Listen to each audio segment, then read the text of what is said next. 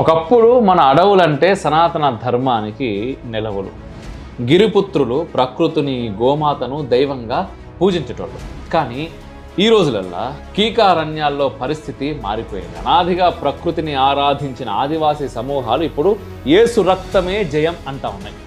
ఇస్లామిస్టుల లెక్క కత్తులు పట్టకుండా, ఎవరిని బలవంత పెట్టకుండా చాలా సైలెంట్గా ఒక పద్ధతి ప్రకారం మత మార్పిడి యుద్ధం, లో ఇంటెన్సిటీ కన్వర్షన్ వార్ జరుగుతుంది. అక్కడ అడవి బిడ్డల విశ్వాసాలను మిషనరీలు ఎట్లా గుంజుకుంటా ఉన్నాయో విశ్లేషణ ఒక్కసారి మనం చూస్తే మన కళ్ళు బయర్లు గమ్మాల్సిందే.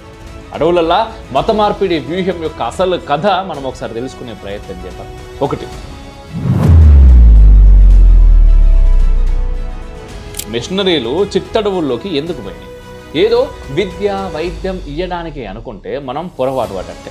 నిజానికి అడవి బిడ్డలే భారతీయ సనాతన ధర్మాన్ని గుండెల్లో వెట్టుకొని కాపాడుతున్నారని వలస పాలకులు, మిషనరీలు ముందే పసిగట్టారు. మైదాన ప్రాంత ప్రజల విశ్వాసాలను ఈజీగా మార్చొచ్చు, కానీ అడవి బిడ్డలు అంత తొందరగా మారరు. అందుకే వాళ్ళను మార్చగలిగితే అటవీ వనరులతో పాటు తమకు సైనికుల్లాంటి మత కార్యకర్తలు దొరుకుతాయని మిషనరీలు పక్కా స్కెచ్ చేసినాయి.